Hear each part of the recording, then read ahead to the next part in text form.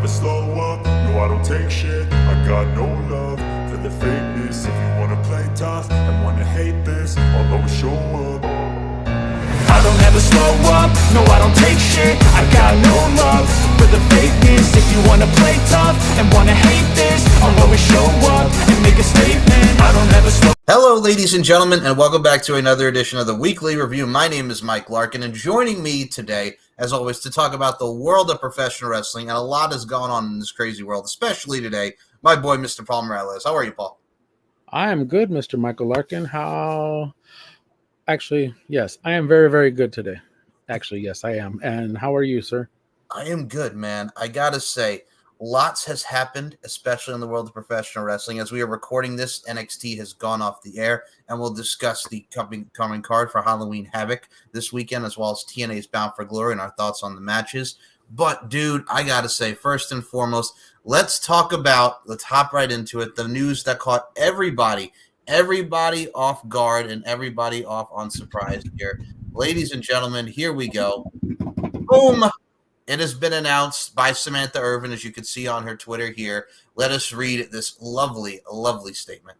WWE Universe, my time has come to an end as your Monday Night Raw ring announcer. I love you all tremendously, and this does not mark the end of my art. I have a lifetime more to share. Thank you to every WWE fan who accepted me. To the women's locker room, you are the most incredible group of people on the face of this earth. I am beyond proud to be your colleague and friend. To the crew and cameraman, I can't thank you enough for the encouragement, the laughs. You created such a wonderful, positive atmosphere for me. Love you all. To the WWE superstars past and present, I have thanked you since 1989 and will continue to thank you for the rest of my days for entertaining us, for raising the bar over and over again, for risking your bodies and finding new ways to keep us shocked and wanting more. There is no form of entertainment like this, and just any entertainer can be a WWE superstar. The respect I have for you is more than I can express. Thank you for making it so easy to pour emotion and excitement into your introductions. You are the stars that the stars idolize. It doesn't get any bigger, and I'm proud to have used my voice to let the world know it.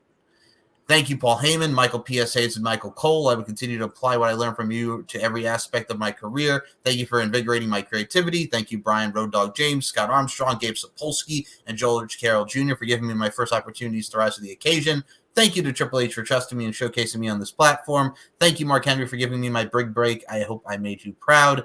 Thank you to all the coaches, producers, medical writers, talent relations, makeup, photography, social media, digital, travel department, catering, merch, 2K team, referee, security, and announce team for everything you did to help me along the way. To my fans, my entire career, I've been waiting for you. We are meant to be, and I can prove it. Stay tuned. All my love, and still, Samantha. No! No! Samantha Irvin, that is it. For Samantha Irvin, she has left the WWE, and we'll get into why in a second. But, Paul, news broke of this, and it friggin' floored and shocked every one of us. We were not expecting it. Samantha Irvin no longer with WWE. Why? But you know what? I have to say one thing. Actually, I have to say just to point out a couple of things. Sure. There were so many people on the internet that were giving her so much shit. This woman poured her heart out in this post. I mean, literally telling everybody how much she loved them, how much she appreciates every single person that she mentioned. You know, thanked the WWE Universe, thanked the stars in the back, thanked, the cameramen, thanked the legends, past and present, and everybody.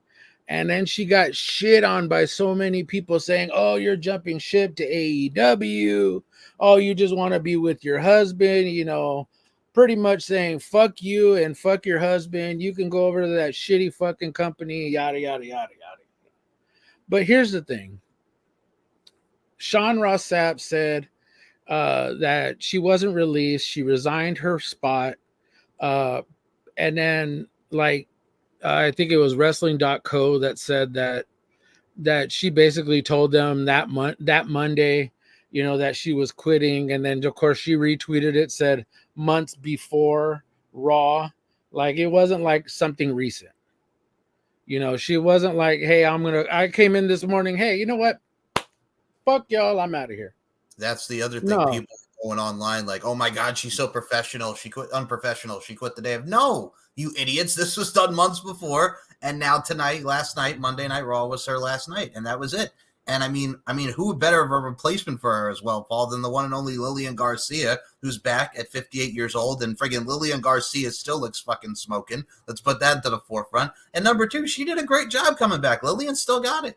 Yeah, she got it. She was, and then people were ratting on her because they were like, "Oh, well, she missed this and she missed that." Oh, give it a break. Like you guys are so fucking picky about shit. Like literally, this woman is a fucking legend who is sang at, a couple nights after 9/11.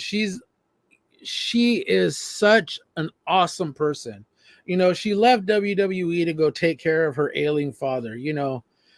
All the last days of his life. And, people are now shitting on her because she messed up just a couple of little things. There's always hiccups.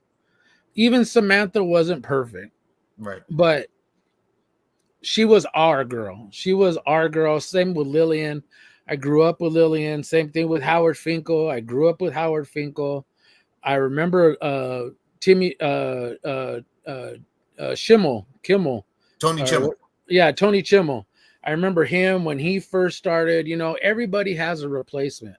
They went back to somebody that they knew, and what better person. And I'm pretty sure the person who selected her to come back was Samantha. Irvin, yep. She said until they find a replacement, if they do, decide to find a replacement, Alicia Taylor would be my other choice because she is such a freaking rock star on the mic too. She's done, several. She started off at NXT, now she's on SmackDown. So listening to her, it's almost like listening to Samantha Irvin. And Samantha got such high praise. Michael Buffer even said no, my wife and I are so very sad, sorry to hear that, that this is, I'm sure millions of others, fans are, they're happy, they're happy and brilliant. He just pretty much said that she was brilliant. She's super professional as an announcer. And then, she's such a talented musician. So we know what's going to happen next. I mean, if she decides that she wants to go out there and go, pursue her music career, this woman's going to go out there and pursue it. Denise was sad. Minnie Portable was sad. Even Chelsea Green even said, it's not going to be the same, seeing her smiling face at work. But hey, she knows whenever she does come back, if she ever is, she'll be welcomed back with open arms in WWE. For a woman who was only there for 3 years, which is crazy to think she was only there for 3 years, from the Cody ring introduction and the WrestleMania moment where she cried, ring announcing Cody and announcing him as the winner, like the Chelsea Green, like that stuff really highlighted her. Everything that she did, she made the most of her time, and in such a short period. Like, for me, Samantha Irvin was becoming like the Howard Finkles, much like the Lilian Garcias. I mean, like you mentioned with Lilian, like when I first started watching wrestling in 2002, really full time, ring announcers were Howard Finkel, then it was Lilian Garcia. So for most of my tenure watching WWE, Lilian Garcia was the ring announcer. And I mean, now we got more of the female representation again. Lilian Garcia, as we saw in the video, she is now back with WWE on a full-time basis. So she is going to be the Raw ring announcer. Alicia Taylor on SmackDown. And Mike Rome on NXT. So, I mean, you have great representation as a whole. And Lilian Garcia, Samantha Irvin, one and the same. Beautiful voices. Samantha could play the doggone flute, for those who have seen her do her thing with America's Got Talent. Lilian Garcia has put out a music album. She's done music with John Cicada from back in the 90s, for those that remember John Cicada. Like, there are so many things that these women are both talented in. And it's great to see Lilian come in. It's sad to see Samantha go. But Samantha Irvin, I just want to say, and Paul Morales can attest to this, thank you for just amazing memories and moments. We love you, Samantha. We love you, girl. Wish you all the best in the, whatever you do next, wherever you go. If it's music, man, you're going to be on my Spotify because I'm going to listen to you. Same here. And 2 reports came out on why she is gone, and we will put it into the forefront here. So this was from the Wrestling Observer Radio, Dave Meltzer. We'll get into more Dave into the show, trust me. Because we need an explanation from Dave. Of course. So this was Dave. She's actually been thinking about it for a year. She wants to get more involved with her music. It was just something she had been talking about for a long, long time and finally pulled the trigger on it. It's not like planning on going to AEW, not saying 100% that she won't go. Ricochet actually tweeted that she's not going and it's not her intention there to go. And then from the actual report we got from PW Insider, as I will put that onto the screen now. PW Insider has stated one of the key reasons Samantha Urban decided to resign from WWE was reportedly due to her schedule, forcing her to spend time away from her daughter. The report notes that a reduced schedule was discussed between the two sides, but ultimately those talks went nowhere. She is reportedly planning on exploring opportunities in her music career and is not looking to make the jump to AEW. So, I mean, family first, music and career, man. So, like you mentioned, I hope she has an amazing music career. She'll be on my Spotify as well. And at the end of the day, man, I mean, family comes first. She's a mother. She wants to spend time with her daughter. Hey, I stress that across every time somebody has posted something, whether it would be Denise, whether it would be Minnie Portable, Wheezy Blonde, all our girls, that always talk, that all of our favorite podcasters. I've always said the same thing, family first. If her reasoning was because of her daughter, like I said, it's always family first, no matter what, and that's the beginning and end of it, and if people are going to shit on her, then fuck you guys. Right. Fuck you guys for shitting on somebody for putting her family first. It's a thing too, and I've always said this, and we mentioned this about the people. Like, again, we're in a day and age with social media. The pros are just we get to find out and follow some of our amazing favorites, and then the cons is just everybody going at her, everybody going at Ricochet people. And I'll say this with the utmost sincerity and bluntness: shut the fuck up. Like, if these people want to do what they're going to do, let them do what they're going to do. Like, for real. Even when Ricochet said that he was just going to wait out his contract and then finish it up, and he finished it up. He did. And he wanted to go to AEW because he wanted another challenge. Hey, all the power to him. Right. If you want to go somewhere else, hey, all the power to you. It's I get the tribalism between companies, and that's where we're at now. Yep. That's literally, AEW fans versus WWE fans, and that's where we're at right now. And that's the unfortunate part, that we all just can't be wrestling fans. We're in a day and age too where it's just like you mentioned, the tribalism, and people just can't enjoy it, like you mentioned, but also at the same time too, they want to voice their opinions, but sometimes it's easier just to not say anything. And speaking of not say anything, Max Caster is in the news again before we get to Carlito and everybody going on that front. Max Caster had posted this, and then we'll read Tony Khan's statement about this. So Max Caster commented and wrote this. So Drew Gulak turned his sexual assault allegations into an angle. It was Drew Gulak versus Masha Slamovich at Beyond Wrestling. And he said, did I ever in any way make you feel uncomfortable at any time? Did you feel like I was a danger in the locker room? And Platinum Max Caster wrote, love this. Oh, and they got a lot for this, because then he's like, Drew Gulak, if you were, I've been voting for you for president and blah, blah, blah. But this was mainly the thing. He wrote, love this. And this got people in an uproar. And Tony Khan actually had to put out a statement internally for this, because a lot of people were going at him and he saw it. Tony's no dummy. Well, here we go. So here's the statement. That depends on who you ask. So here's the statement from Tony Khan. I am deeply disturbed by Max Caster's recent comments, which seemingly praise and perpetuate harmful and unacceptable behavior. Sexual assault and violence against anyone are reprehensible and have no place in our society. Max Caster's opinions are his own and do not reflect the values or views of all elite wrestling. We take these matters extremely seriously and are committed to fostering a safe, respectful, and inclusive environment for our talent, staff, and fans. AEW has a zero-tolerance policy for any form of harassment, abuse, or discrimination. We will address the situation internally, ensuring that our workplace remains a safe space for everyone. We stand in support of survivors and victims of sexual assault and violence. If you or someone you know needs help, resources are available through organizations like RAIN, 1-800-656-HOPE. Sincerely, Tony Khan, CEO, All Elite Wrestling. So your thoughts on Max Caster and the statement provided by Tony Khan on his actions? I think, Tony Khan is pretty much saving his own ass is what he's doing. Oh yeah.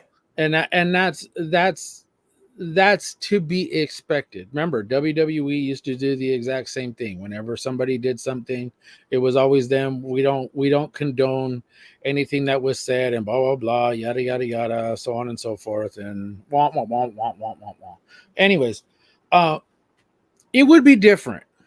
It would be completely different if Max Caster had took what had was it Tony Neat? No, it was Drew Gulak.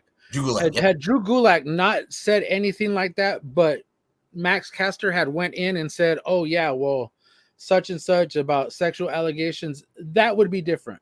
But Drew Gulak put this out there. Mm-hmm.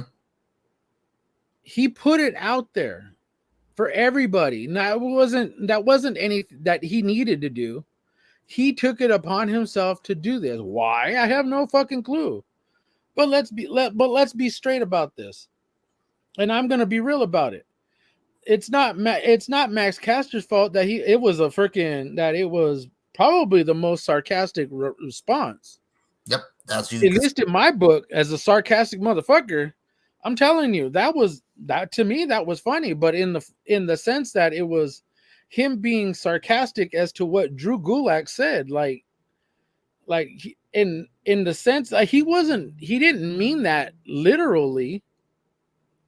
Like, come on, Drew's the one that opened up this can of worms. Max is just the one that ended up with the sarcastic, smart ass response to it. As you can see from this Twitter post, Drew Gulak for president 2024. I'll serve whatever needs you have, Mr. President. Clearly, that I will say that's being very sarcastic. That is again. You know the sarcasm. You could see the sarcasm. Hello, I can smell the sarcasm off of it. Yep. But yeah, that was the thing, and them saving their own asses. It reminds me of, and I'll go back to 2006 with this. Remember Matt Stryker when he was on ECW and he cut the infamous promo? And Matt Stryker, literally, after Steve Irwin, God rest his soul, the Crocodile Hunter passed away, he goes, "I'm not someone who's going to get hit in the heart or whatever." And he did the ouch because that's where the Stingray hit Steve Irwin. And WWE immediately, we do not condone the opinions or the actions of Matt Stryker. Like, yeah, that was like a big thing back in 06. This is just Tony, like we mentioned, taking caution and just really saving his own ass. So, yeah, everybody's calling for the firing of Max Caster. But if you really look at it, Drew Gulak is the that's who should be fired. Yes. If there's anybody, if you want to reprimand Max Caster for what he said, fine. Yes. Reprimand him. If you want to fine him, suspend him, fine. Do that. But the person that should be fired from your company should be Drew Gulak. Yes. Because he's the one that opened up that can of worms. Or that should just not even get Drew Gulak even a job with AEW. That shouldn't get him a job in any company. He should be out there like, what the hell's his name? The Dream. Oh, Velveteen Dream. Velveteen Dream. He should be out there doing those shows like that. Yeah. And Beyond Wrestling for that match with him and Masha Slamovich. Yeah, a lot of people also going at Beyond Wrestling for that, since I think this is one of the promotions he's doing. Because it was tasteless. It was. Because it was unnecessary and it was tasteless. I can imagine what Masha Slamovich actually felt in that moment, but I don't want to go there with that. But the truth is that he didn't need to say that. No. And I get it. To him, it's just some snide remark. And yes, he may have been trying to act like nobody could touch him now or whatever. You know, no offense that he was acting like somebody who's running for president. Oh, yeah. You know, who wants to act like a dumbass. But hey, you know what? Point being, that never should have been said. That never should have been brought out at any event, no matter what. Not at all. And speaking of stuff that has happened, besides Max Caster, he spits in the face of people who don't want to be cool. And this has gotten him a lot of stuff going on Twitter. So the segment was Io Shirai, Io Sky, and Kairi Sane were in Adam Pearce's office. Then Carlito goes in and said, "I got to learn Chinese," when Io and Kairi Sane walked off. So from Sean Ross Sapp, the claim to Fightful Select from at least one staff member in WWE is that the line wasn't scripted. And pretty much the report would go on to say that a lot of people internally were not happy with this. And a lot of people, just were not happy and did not know like the fact that it was not scripted.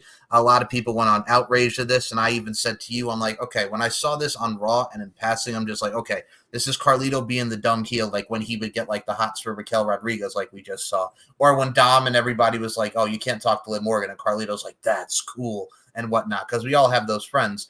I mean, I also compared to this. Would you have rather seen that? Or would you have rather seen back in 2006 when Carlito and Maria were backstage and he had the "Do you spit or swallow" t-shirt and he asked if Maria spit or swallowed? Like, this is not that level. This was just something in passing to reflect the dumbness of his character. And I mean, for this, should he have said it? I mean, it is what it is. But for me, like I said, I don't condone any of this that he said. I really don't. I truly don't. But for me, it personally did not bother me. What were your thoughts on this so we can have a discourse about this? Okay, I want to say it was probably a Freudian slip. Yes. I want to say he might have had in his head maybe he wanted to say Japanese, maybe it was just one of those first thing that popped in his head. It could have been, since it wasn't scripted, just in the moment. Right. Okay, now this was the whole thing that I wanted to get to you with, because this was, I may be a little off the wall here, but okay. Let me ask you this question. Sure. If you look at a white person, can you tell what ethnicity they are? Ooh, you're backing me into a corner. Well, for me, obviously, now I'm backing you into a corner because there's a purpose to this. Well, if you're a white person, I know that you're white or Caucasian. Exactly. Yes. Now, what I'm saying is, the reason why I'm saying that is that if you look at a Latino, yes, are you going to know whether he's Dominican, whether he's Cuban, whether he's Puerto Rican, whether he's Mexican, whether he's Colombian? Are you able to decipher who is who, or are you just going to strictly call him a Latino? For me, I would just strictly call him a Latino because there's so okay. Many. Now, in that aspect, like my brothers are half Asian. My brothers are half. My stepdad is half Japanese, half Hawaiian, and my mom's Mexican. So this is just me being me, because I would have said the exact same thing to them. Like, it's different when you call an Asian a specific name. Like, you don't know whether they're Japanese, Chinese, Filipino, Cambodian, Taiwanese, but I mean, you could tell by pigment pretty much the difference as to what region they're from. But I know some darker Asian people, and I also know some darker Chinese people. So that actually look Filipino, that actually look, I'm pretty sure that they're somewhere in their bloodline. What I'm getting at is, just because it, depending upon what region you're specifically putting them in, the category that you're putting them in is that they're strictly Asian. You're not doing it with the same thing with white people, not saying that they're English or they're Russian or they're Polish or they're Irish but you get what I'm saying. Oh yeah. Okay, so in this aspect, I think it was just a Freudian slip. I think in his mind he was just going off of the wing and said Chinese and he meant Japanese. And yes, if it was the dumbness of his character, okay, then it was just him being dumb. People being so insensitive? Probably. I mean, I grew up in a different time and era, but where things like this is just like, oh, okay, yeah. And then the correction. Now I will go back to corrections. Remember that guy in NXT that told Io Sky to go back to China? Oh, and he's like, I'm from Japan, bitch. And she turned to him and she goes, I'm Japanese, motherfucker. Yep. You are a son of a bitch. Yep, I remember. Or I'm Japanese, bitch. That's what she. And that would have been funny had she walked back in and said, I'm Japanese, bitch, and then walked out. That would have been hilarious. That's what a lot of people directed it to. It's like when that guy yelled at her and said, I'm Japanese, bitch. If she would have said that, would have been cool. But what if this was supposed to be it? Well, I understand that, and just in that aspect, it would be really, really, really, really funny if she would have came back in and she said, I'm Japanese, bitch, and walked out. That would have been perfect. That would have been perfect for that moment. But I get it. He's just getting a lot of flack for what he said. Yes, it may have been a Freudian slip. or it may have been the dumbness of his character. But either way, I just think he's getting a bunch of shit for no fucking reason. Yeah, it's one of those things too as well. And I've even said this to you. I look at it like this. It's like, because again, people are going back and forth with WWE and AEW stuff. I mean, this is not like when Vicky Guerrero told Thunder Rosa that she was an illegal immigrant. This isn't like when MJF made fun of Konosuke Takeshita for being Japanese. Like, this isn't even back in when Vince McMahon told Sabu, "Were you a member of the Taliban?" Like, you know what I'm saying? This has Thank you for clarifying all that, because that's exactly some of the things that I was thinking of. Yeah, that has nothing to do with any of that, and honestly, I don't think he meant it to be as disrespectful. No, because I'm pretty sure if he meant it to be disrespectful, I mean, he probably could have meant it to be disrespectful. But you know what? He knows where he's at, and the time and the era that we're in, and people being a little bit more sensitive than others, and want to be politically correct, with things that you say. But I just think it was a Freudian slip, and I think a lot of people are taking it out of line. I couldn't agree with you more. And I mean, speaking of stuff that is not only out of line, but we have a lot of lines to cover here. So are you ready to get into the AEW portion of the show? Because there's a lot of news before we get to NXT and talk about this week in Maple Leaf Pro Wrestling. There's a lot of AEW stuff that came our way. We'll start with this because this is one that came on our radar. According to Ibu of WrestlePeers, because we talked last week about Jimmy Jacobs leaving, the following people are responsible for writing and producing these storylines in AEW. The BCC, RJ City, Mariah May, RJ City, Swerve and the Hurt Syndicate, Will Washington, Mercedes and Stat, Jen Pepperman, and Will Ospreay and the Don Callis family, Sanjay Dutt. What are your thoughts about this writing team now, since we no longer have Jimmy Jacobs? I mean, from what it did last week after his firing, or after he was let go, I think it seemed a little bit more edgier. It seemed like it was kind of going along those lines, and no offense, that it was probably one of those Shane McMahon ideas. It seemed really off the wall. That seemed like a McMahon idea to kind of take things to a different direction than what they were going. Yes, people have been clamoring for them to change. They've been begging them to change the things that they've been doing, because nothing has been working. And this whole week to week scheduling or storytelling is just week to week is a bunch of bullshit. And that's in my opinion, and a lot of other people's opinions, they think that they're full of shit with this whole, well, we're doing week to week. Look at the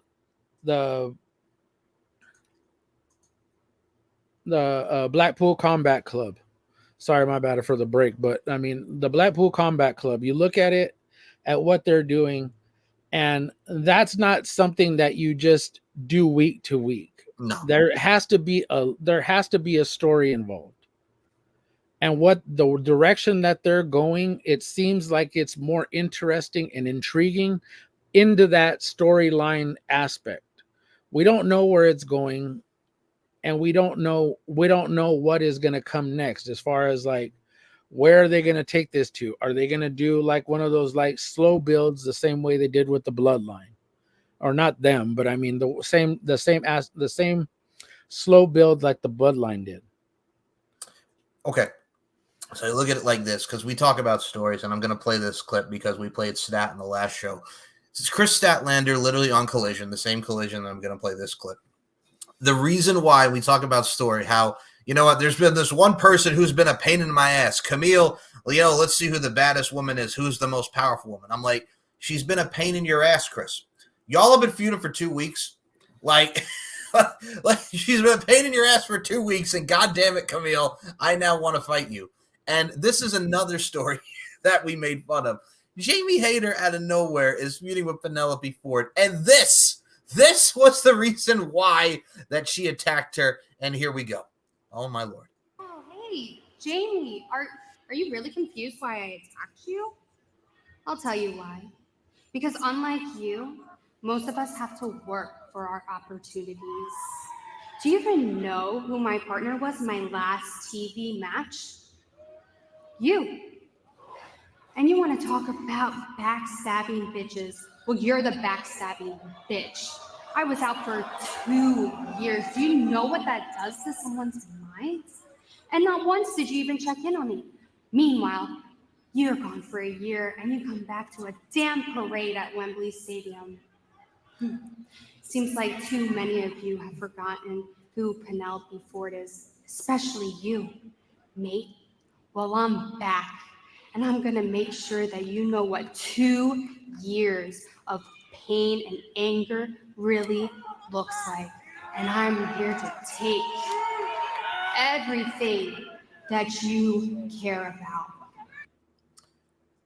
Hold on. Before we continue on with this is where I am going to go with storylines. Yes. Did you see the Raquel Rodriguez promo? Dude, that video. The vignette. Did you see the vignette? Oh, dude, yeah. Tell me, that's exactly how you revive a story that started a couple of years ago. So we talk about long-term storytelling, and for those who haven't seen it, because I would like to go on Paul's point, because I love this. I'm so glad you brought this up. This woman looks like a badass with the fucking shades, and she's talking about Liv Morgan attacked Liv. Rhea Ripley attacked Liv and busted her shoulder. I didn't forget. She also cost us the tag team championships. I didn't forget that. And now she's going to make her pay because she hasn't forgotten about it. And they told the story of, hey, Liv was my tag team partner. She cost us the tag titles. She took my leg out. She took Liv's shoulder out. Okay, here we are. Beautiful. Covered it in one little thing. Beautiful. This is not it. And then somebody put up this photo. The last time that they were in action, Penelope Ford, Serena Deeb, and Jamie Hayter against Jordan Blade, Trisha Dora, and Brittany Blake. A match that happened on Dark 2 years ago that nobody's going to fucking remember. And this is my problem with Tony. He expects you to remember everything. And Tony, we don't remember everything. That's why this feud is so fucking stupid. But that's the simplicity of what WWE does as opposed to what AEW does. You know, it's like when Jericho tells us, oh, well, I wrestled so-and-so's father back in 1995 or in 1994, and I went to Mexico and I wrestled them inside the arena down there in Mexico. You know, specifically talking about, you know, the things that he did with when he was wrestling all these guys. I wrestled his uncle. I wrestled his father, or, you know, just specifically like that. None of this like footage of like, and this was from Mexico. Now this isn't WWE. This is Mexico. They could have went to CMLL and went to go get that footage that he wrestled these guys.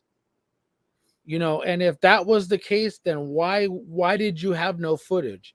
It's the simplicity that they can do, that Tony could just take a little bit of time to tell people the story.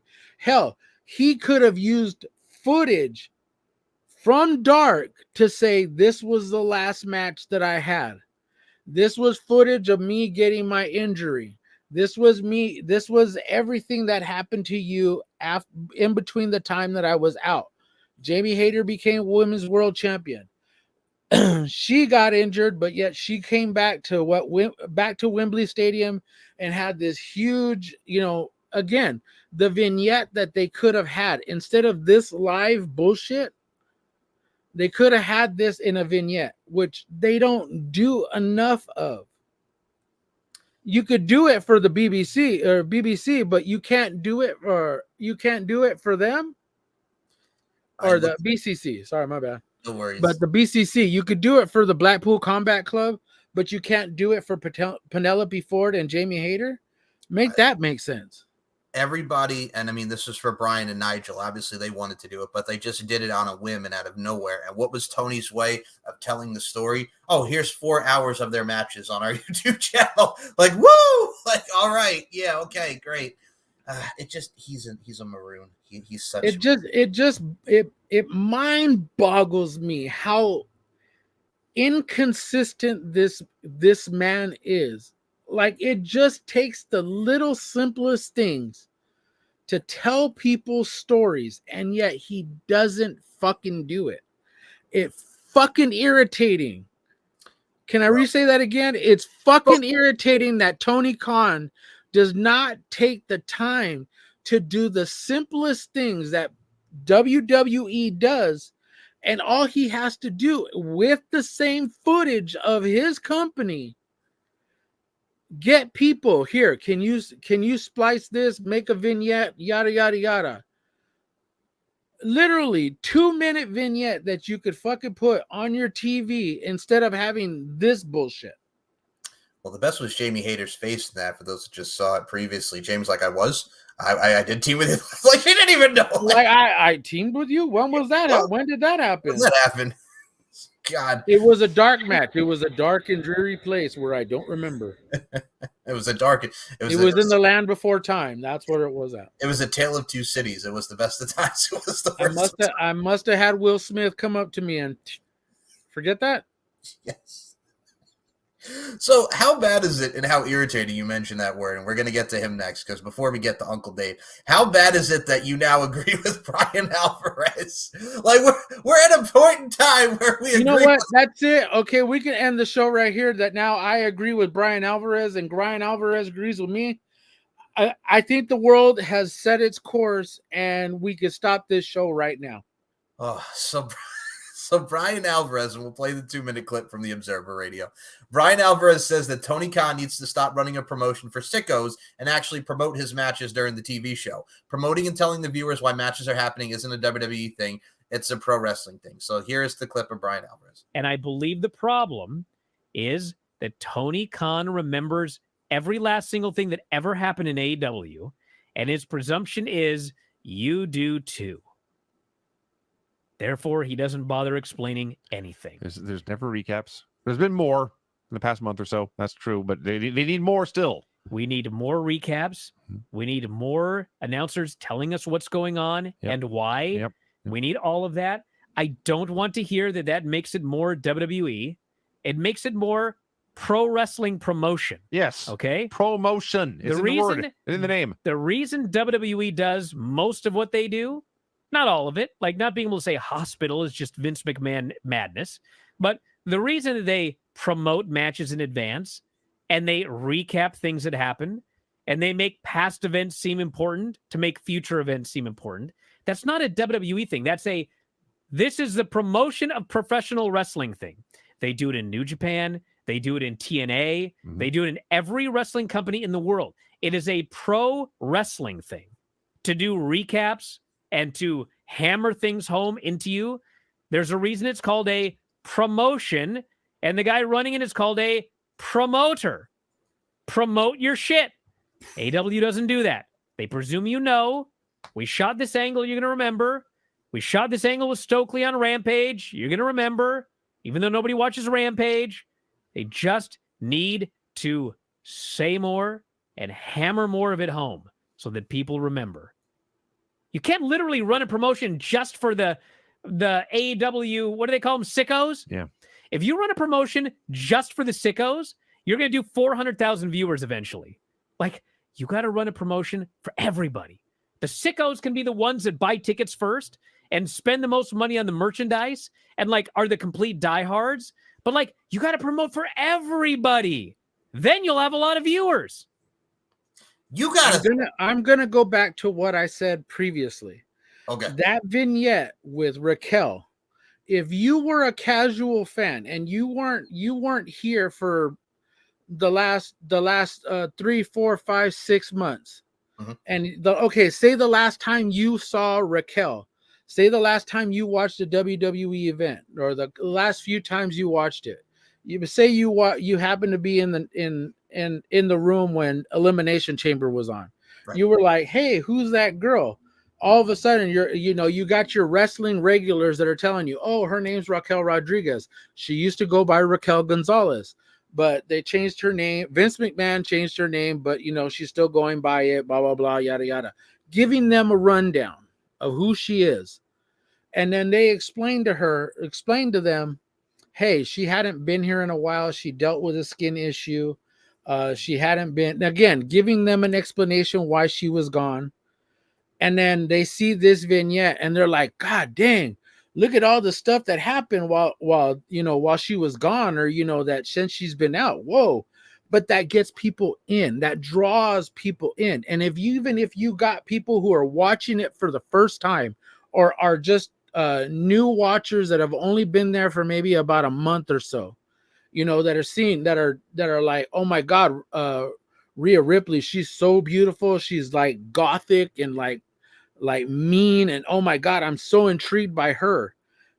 It tells you the story of why this woman in particular doesn't like her, why she's feuding with her, and why that other blonde girl is feuding with her too. It's a story. It tells you, it brings you in, gives you that recap. So those new fans are like, oh my God, I'm so intrigued by this, I gotta see more. But that's not what Tony does. You know that. I know that. Hell, Brian Alvarez knows that. God damn it. How the hell did this happen? That me and Brian Alvarez agree on something. The world is on its axis now.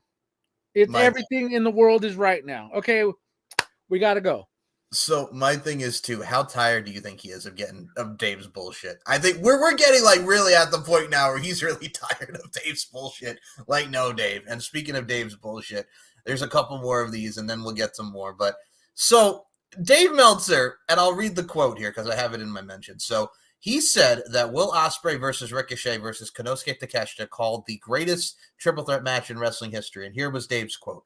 I would call it that, given the general consensus on the best three-way match in history was the match that inspired this. The September 11, 2005 Unbreakable pay-per-view, which AJ Styles, Samoa Joe, and Christopher Daniels for the X Division Championship. That was Ospreay's favorite match when he was 12 years old, and it was the blueprint for this match, with Takeshita and the Joe role as the heavy hitter, and Ricochet and Ospreay being Styles and Daniels.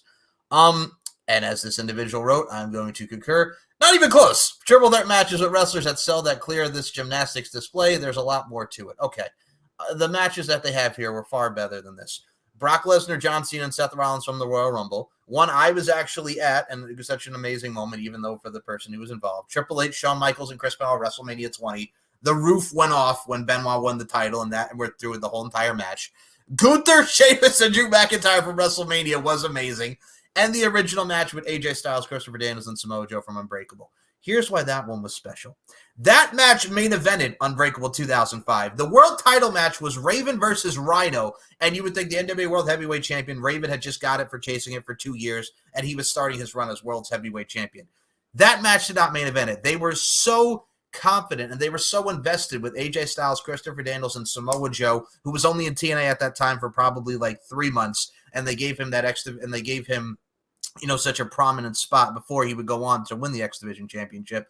Like Christopher Daniels and AJ Styles had this amazing feud, the 30-minute Iron Man match at Against All Odds. They were feuding. You put Samoa Joe into the mix. It was fantastic. That match was superb.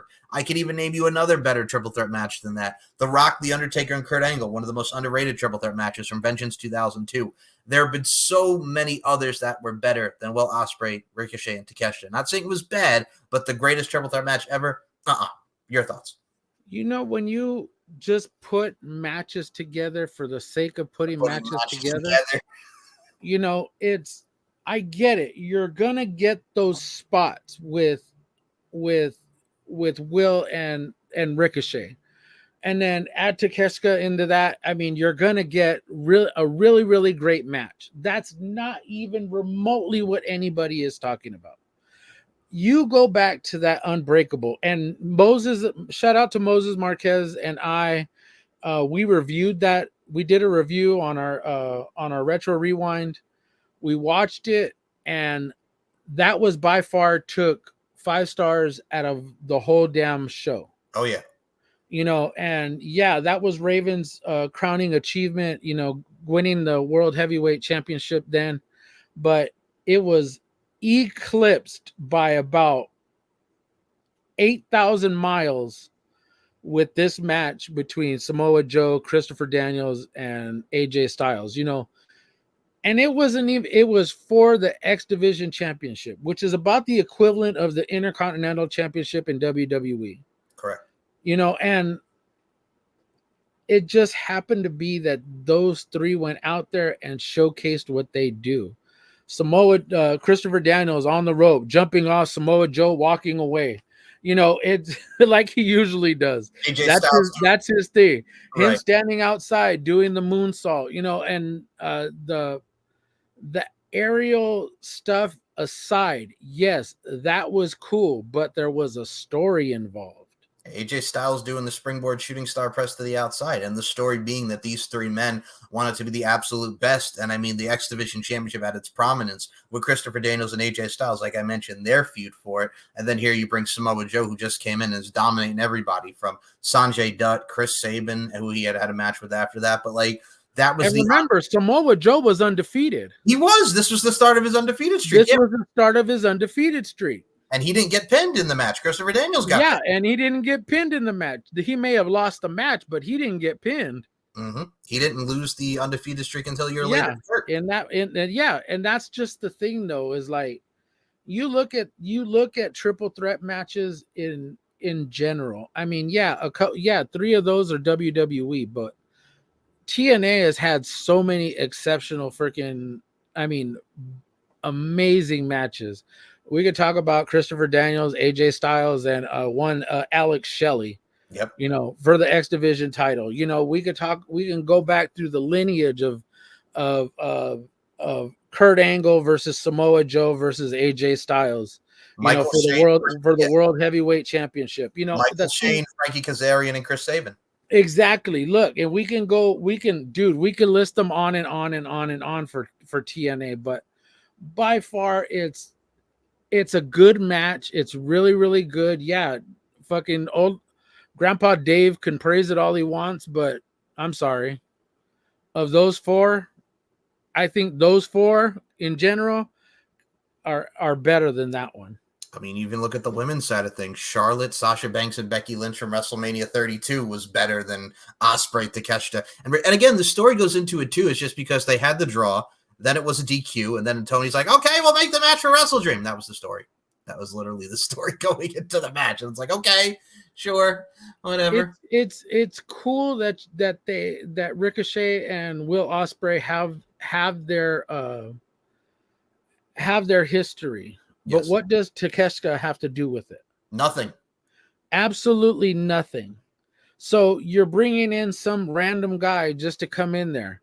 Now Will Ospreay said that this was his favorite match, right? Will Ospreay said that Unbreakable match was his favorite at 12 years old. What sense does it make to have those three gentlemen inside of a match and doing what they're doing, and just having them there just makes no sense. If there is no feud there, you're just putting the match together for the sake of putting the match together. And as Tony says, I'm doing it for the sickos. And that's all he will ever do it for. And I mean, it's one of those things where, and we'll get to this post by Dave that also did this, and then we'll talk about the energy that he has for both NXT and everything that goes into this. So actually, we'll do this one first. So this was the ratings before we go back to Meltzer Said What, because I got to say, folks, if you're not following Meltzer Said What on Twitter, it's hilarious, and I send most of these to you because it's a Twitter account that just showcases every dumb thing that Dave Meltzer says. Which is a lot. Which if you follow it, it's a lot. So he had put out this tweet, and watch it how he talks about the ratings, because NXT did beat Dynamite in the ratings last week by like 6,000 viewers. So AEW did 633K, 0.20 in the demographic with baseball playoffs and WNBA playoffs. That's a leading competition. This is what he wrote about NXT, right? So you see the simplicity of that statement for AEW with baseball playoffs and WNBA. This is what he had to say about NXT. NXT did 369K / 0.18 in the demographic, basically back to USA Network numbers in week 3 on CEW. Yankees game did a 1.28 on cable. NXT beat Fox, but lost to the other networks. All those people who got furious and insulted me week 1 when I said this would happen by week 4, you certainly can and won't apologize or learn that this is my field. Fuck you, Dave! Oh, you want me to go? Oh, okay. Here I'll go. here's the thing is that right now is that this is how it's gonna go. Same thing with WWE. Same thing with TNA on Thursdays. Same thing with NXT on Tuesdays. Same thing with AEW on Wednesdays. And we can add SmackDown on to Fridays. Okay, so in the 5 days during the week, now we have Monday Night Football, we have basketball, which will be Tuesdays and Thursdays on TNT, and Wednesdays and Fridays on ESPN. Not to mention that we have Thursday Night Football. Not to mention that on Wednesdays we have Hockey Night on TBS and Friday nights on TBS on TNT. So it just happens to be that sports takes the initiative in the US, but that's true, especially in playoff time. And now we are in the World Series where the Yankees are in the World Series and the Dodgers are in the World Series. Yep. So guess which regions are going to be glued to the damn TV? The East Coast and the West Coast. Why? Because there are a lot of Yankee fans, and guess what? There are a lot of Dodger fans. Yep. We are getting into the FBS college football bowl season, and guess what else is going to happen? People are going to tune into that, Dave. Dumbass. It just happens. But if you're wrestling fans, you're going to watch it anyways. So this is from Meltzer said what? Because this is the screenshot that they took as well for Dame's dumbassery. And I will say this because he's pretty much bragging, folks, that they beat them in the demo, though. Oh, the viewership, yeah, but they beat them in the demo. So this gentleman wrote to Dave Meltzer, after your victory lap on NXT ratings, it must have crushed your soul when that Dynamite rating came in and was still lower. Why? I just report stuff. Also, NXT was on a network station, and Dynamite, which had a higher rating, 0.20 was higher than 0.18, is on a cable station. You can't compare the two because of the network advantage. God damn it! God damn it! And that being it too. Yeah. Is that on network TV, you don't get East Coast and West Coast times. Correct. When you're in a specific region, it comes on at a specific time. Right. Unlike cable, to where if you have like Direct TV, guess what you get? You get an East Coast feed on Direct TV. Yep. I believe YouTube TV is the same way, and I can't think of the other one that's also has an East Coast feed. It's not Spectrum, because Spectrum everything is on the West, except for like football games, baseball games, basketball games. Sports games always start at the same time no matter what station it's on. Right. So whatever they fall on is that. But when you get specific feeds for the East Coast and the West Coast, certain cable companies, satellite companies all do them differently. So you can't say specifically that the demographic for one side is different you could say that is different from one side to the other, but it all varies whenever something is watched. We know that because we watch it. You're on the East. I'm on the West. Guess what? I don't always get the fucking West Coast feeds. I mean, the East Coast feeds. I used to have Direct TV. Guess what I used to watch at fucking 5 o'clock? SmackDown, Raw, fucking NXT, you know, but that's just it, though. It doesn't always work that way, Dave. And now that you got this thing with Warner Brothers Discovery and all their bullshit, hey, guess what? Now I can watch it on Max and I can watch it live on the East Coast. Not that I will, because sometimes I just I get bored with it after about 5-10 minutes, and then I'm just like, okay, I'm done with this. So 2 more Dave things, and then we get to Tony and friggin' the Mercedes Moné Stephanie Vac. Oh, bro, that took over. So before we get to Tony and Stephanie Vacker and Mercedes Moné, 2 more things from Dave. So he commented to this person who wrote, when Dynamite can get 41K in attendance for a weekly show like Night Show did, then we can talk. They can barely get 3K right now. If we want to keep comparing, there's plenty both did. And Dave wrote, they beat that twice. Also, the paid was $36,000 for that show, Ryan. Well below both AEW shows at Wembley. AEW's attendance is still this year ahead of many WCW years, although not the peak period. What the fuck does WCW have to do with anything? Because he always has to compare WCW with AEW. Because AEW. Because they did. WCW wishes they could do what AEW is doing. More profitable. Yeah. Talk about living in the past. I know. And it's like it makes no sense to me that he continues to keep doing this. We're not in that age anymore, Dave. Damn you, Dave. You know what? Brian needs to put you in the old folks home. Well, here's Dave on our thing. So he legit said, and this is from before I play the video. Dave Meltzer thinks it's a bad idea to have a 49-year-old Shelton Benjamin beat young guys in AEW, and here's what Dave had to say.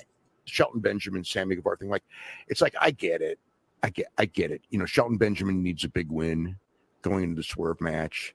Sammy's a good wrestler.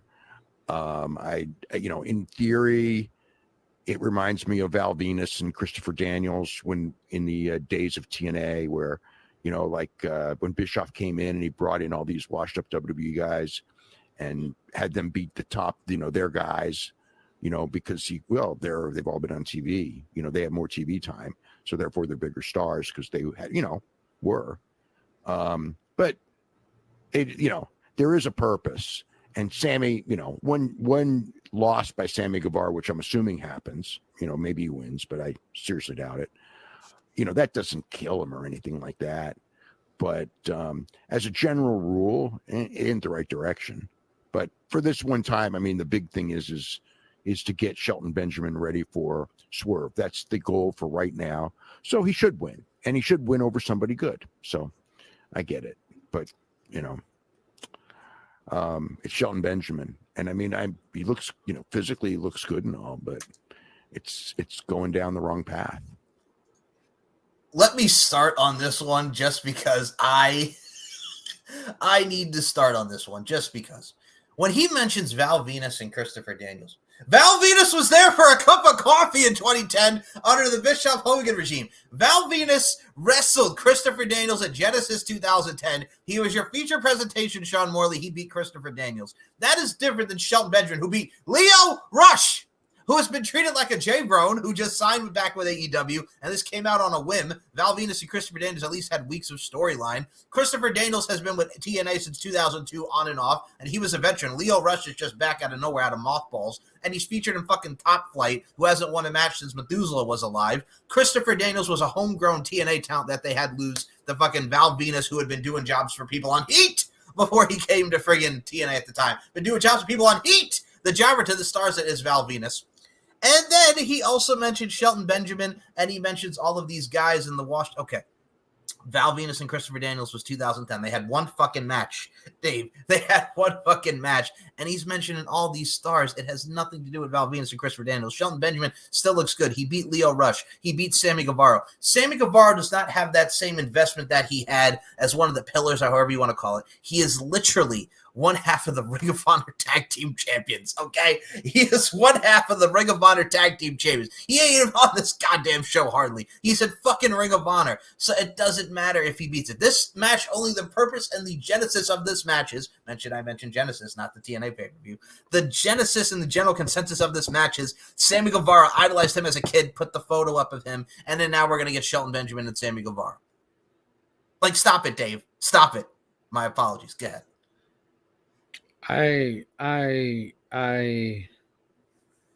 Here's the thing, is that you're bringing up Val Venus versus Christopher Daniels and Bischoff bringing over old WWE guys. Okay, yeah. So how do you expect to get this Hurt Syndicate over? Right. How do you propose to get this Hurt Syndicate over, Dave? Correct. He needs to beat somebody. He needs to be in that moment to beat somebody. So if you're going to get a debuting Bobby Lashley, or if you're going to get that specific run, for Shelton Benjamin to have in the company, to create something for a story, an actual story for this Hurt Syndicate, it has to start somewhere. Yeah, they came after Swerve. Yeah, they started going after Mr. Swerve. Prince Nana. They came after him, and but that's where the story continues, or where the story is beginning, and I'm just hoping that it goes somewhere, Dave. But look, let's just be frank. I'll be Paul, you be Frank. I'll be Frank, yes. Okay, you be Frank. It has to do with not just Shelton just trying to go out there and do whatever with a young talent. It's him putting over the Hurt Syndicate, period. I know I kind of rambled on about that, and I know I went back and forth with the exact same thing I kept saying, yes. But it's him putting the Hurt Syndicate over. That's right. all it is. It's not that deep, like how Dave is putting it, and again, Shelton Benjamin looks freaking amazing. But Val Venus was fucking out of shape. Val Venus was old and out of shape. No offense to Val Venus, but well, technically, he was just old and out of shape, and that's just what he was in that match with Christopher Daniels. He looked old and he looked out of shape. That's it. Well, yeah, technically speaking, a lot of offense because fuck you, Val Venus. And number two, fuck you, Val Venus. Fuck you, Val Venus. And yes, when he came into TNA, like again, when they put him on the January 4th episode and he's doing the strip poker with the beautiful people and he's doing the towel, and I'm like, bruh, you do not look like you did. Like Val came in out of shape, wrestled Christopher Daniels, pinned Jeff Jarrett because they got the bounty on him, and that was it for Val because he was nothing impressive when he came in. He was doing his gimmick from 1998 and 2010, and it didn't work. And he had aged. He was not the Val Venus like of 1999 when he was the Intercontinental Champion and the European Champion. He wasn't. He was older Val Venus, who was mostly a heat guy who put over the young guys. Like that was what Val Venus's role was. And I mean, yeah, but it just, And Shelton Benjamin is freaking amazing. That match with Lio Rush was the best thing on that Dynamite last week. Was that Dynamite? And it literally was the best thing on that damn Dynamite show. That was it. That was it. Because you look at Collision sucked. Oh, God. Friggin' this week on Collision with everything. The only thing I loved was the Outlanders fucking vignette. That was the only thing I liked. Yeah, the Outrunners. Or Outrunners. I'm sorry, that was the only thing I liked. I mean, and they're fucking badass. And they're good. And they'll be in WWE pretty soon. Oh my Lord. I'm just joking. I know. But that's the thing. They're like one of the hottest tag teams right now, and they're doing the stuff with FTR. And they're doing nothing with them. They're doing nothing. But vignettes. But vignettes. That whole storyline. Friggin' the Young Bucks like don't want to work with the BCC or it's not our business. But then you have out of all the people to go against the BCC, Orange Cassidy, Daniel Garcia, and Private Party. But then at the same time, they want to go against the EVPs, and Daniel Garcia wants to wrestle Jack Perry, and you're just meshing shit together, and it's all over the fucking place. This is why we give this company It's a clusterfuck of fuckery. It's a clusterfuck of fuckery. This is why we give this company the stuff that we give them. And speaking of that, this came out. Sean Rossat. Sources within AEW and New Japan Pro Wrestling told Fightful Select they expect protections to be put in place moving forward to prevent talent from immediately jumping to WWE after working AEW and New Japan shows after the Stephanie Vaquer signing. Oh. But that was fucking Tony's fault. That was all fucking Tony's fault. Yep. And New Japan ain't got nobody else to blame but Tony Khan. That's it. That's literally it. Because they legit fucked over Stephanie Vaquer in fucking Mexico. Yep. And when they brought her here to do this match with fucking Mercedes Moné, guess what they did? They literally fucked her over while she was here. Yep. They didn't fucking give her the star treatment that they did Mercedes. No. They didn't pick her up. We mentioned this. They didn't pick her up at the airport. She had to find her way to the venue. Nothing. Like she just came in here like, oh, it's another girl from Mexico. Here she is from Japan, and she's going to put over Mercedes. And then Stephanie Vaquer just went right on to WWE. And look at her now. She's fucking flourishing. She's flourishing. Tony. Much like every other person that came from AEW. You fucked up, Tony. You're done fucked up. Done fucked up. So This is Tony Khan responding to a fan. And I'm not going to get into the JD from NY stuff because that was just ridiculous. You saw the JD from NY stuff. Just the fact that, oh, you know, but you call the fan stupid and whatnot. I never said that about you over 5 years. And again, Tony, this is why you shouldn't respond. And yes, I know it's JD from New York, but just let it go. Ignore shit. Do you see Triple H and Shawn Michaels getting into a fucking Twitter argument with JD from New York because of if he's criticized the company? No. But Tony has to defend AEW because I do it for the second house. So Drainmaker, who is a well-known AEW shill, and I'm using that because he loves him some AEW. And Drainmaker wrote, "It's 2024 and Mauro Ranallo is running down AEW matches lineup. What world are we living in?" This will also translate to Maple Leaf Pro Wrestling, which we'll get into. "This AEW MLPW relationship is sweet." And what does Tony Khan reply with? "We're the best wrestle and support their friends." This is literally why we give you shit, Tony, because it's all about making friends with you. It's all about the friendships. That comment right below. Let's go, Tony. This is incredible.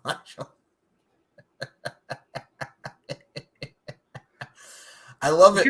Here's the thing. Okay, so they allowed a couple of wrestlers to go over there. Guess what? TNA, who has a working relationship with WWE, let people go over there. Yep. So you're not any better than anybody else. Really, you're not. And Maple Leaf Pro Wrestling literally just revived itself. They've only had two. And Maple Leaf Pro Wrestling, which ended I believe in like 1981 or 82. In the 80s, yeah. Yeah, it was the early 80s. They believe it was 81 or 82. Bret Hart wrestled there. Ric Flair wrestled there. Harley Race wrestled there.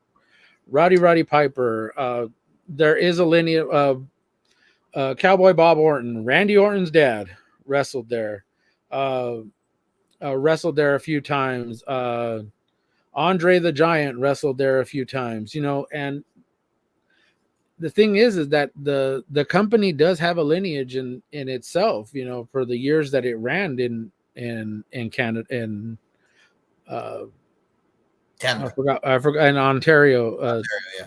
In Ontario, Canada. So here's the thing: is that it's great that Scott D'Amore actually brought in a lot of the people that he knew, a lot of the people that he worked with at TNA, and TNA was gracious enough to help him out, lend him some of their top stars, Josh Alexander, you know, I forgot who else was there. Oh my God, I'm slipping on this fucking shit. There was a lot of people. Takeshita, Josh Alexander. Yeah, but that's the thing though, is that they got to go up there, showcase their talents, and it was a great show, a great 2 nights.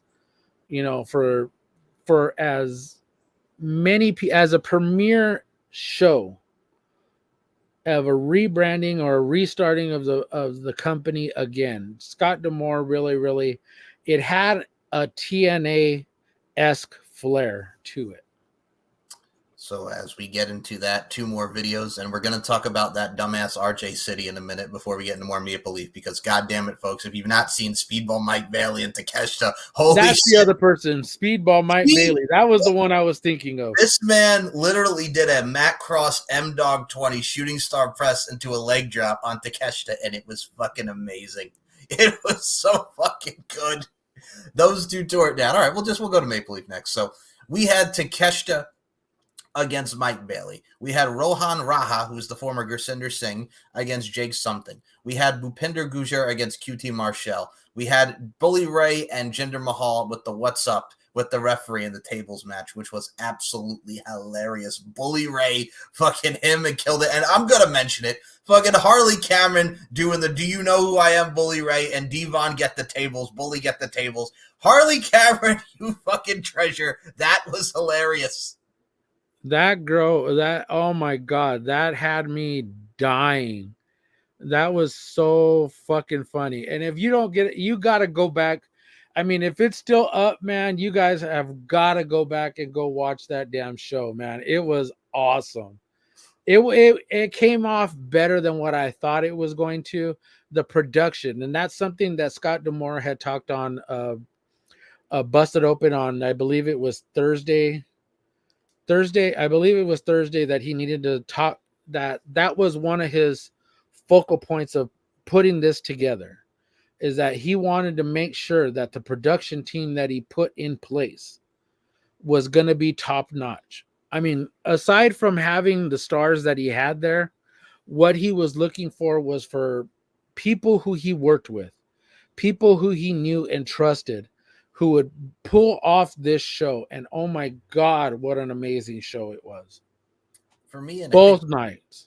Dude, for me, what really stuck out to me, I'm going to say this right now. Dude, I was so happy because I've been a fan of hers from her tenure in Impact and on the Indies. I was so happy to see Kylie Ray back. Like, it was so good to see Kylie Ray back doing her thing because she still got it. You had women like Lainey Luck, who was on the show, talent like Taylor Rising, who has done her thing in Canada as well. All right, I'm going to put over our girl, too. Giselle Shaw. I'm talking about Giselle Shaw. 2 nights with Mayu Yamashita and her and Athena for that Ring of Honor World's Heavyweight Champion, the Women's World Heavyweight Champion. Boy, go back and watch that match because those I felt sorry for fucking Athena's jaw.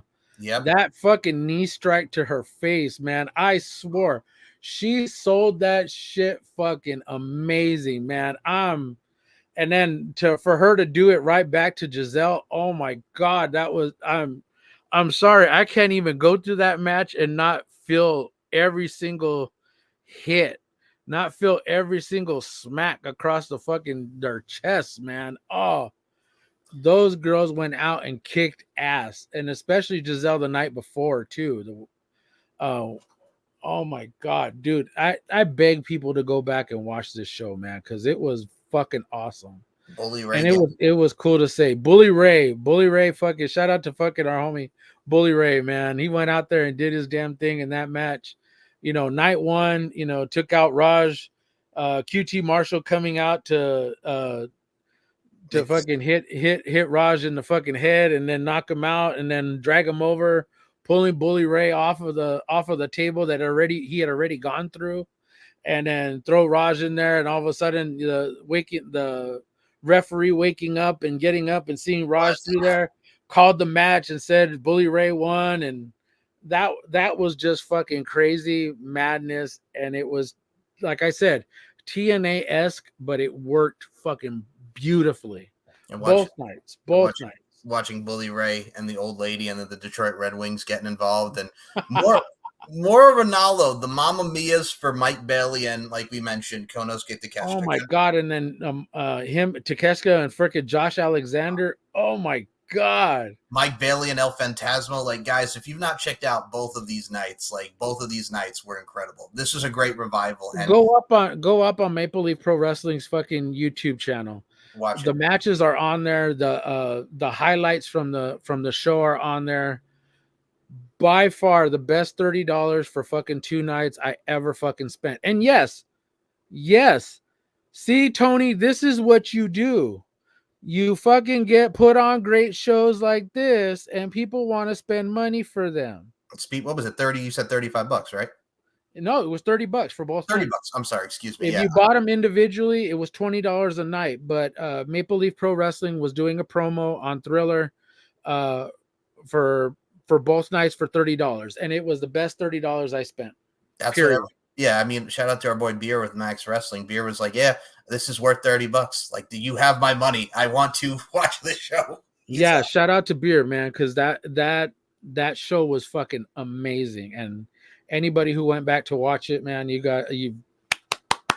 kudos to you. Chef's kiss. Great for supporting them. Can't wait for their next show. 3 more videos here, and we're going to get to Bully Ray and RJ City's dumbass before we get to the main event and the meat and potatoes. All right, so Rico, who we talked about him being with the former Maximum Male models on the kickoff on the 0 hour for Wrestle Dream, he was recently on RVD's podcast, and he touched upon the atmosphere of the AEW locker room. I just went into AEW's locker room, and it's night and day. From WWE back in the 2000s to AEW now. I mean, everyone was friendly, food. You didn't feel that heaviness in the air. People were actually talking to each other, getting along. They had food? They have food. They got a lot of food. A lot of good food. Yeah, chicken breast, you name it. And I got to see a lot of guys who were WWE and everybody in the locker room came up to me at one point and thanked me for my career and what I did as characters, because some of them know my actual shoot background. And my shoot background is nothing like those two characters. No, nothing.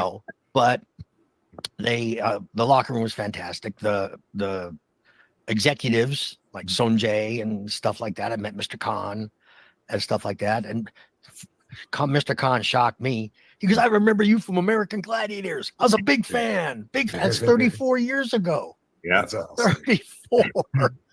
So that's my take on the locker room. Okay. So I concur with him because that's what you hear. And as well, like, again, he was only on the WWE main roster from like 02 to 04.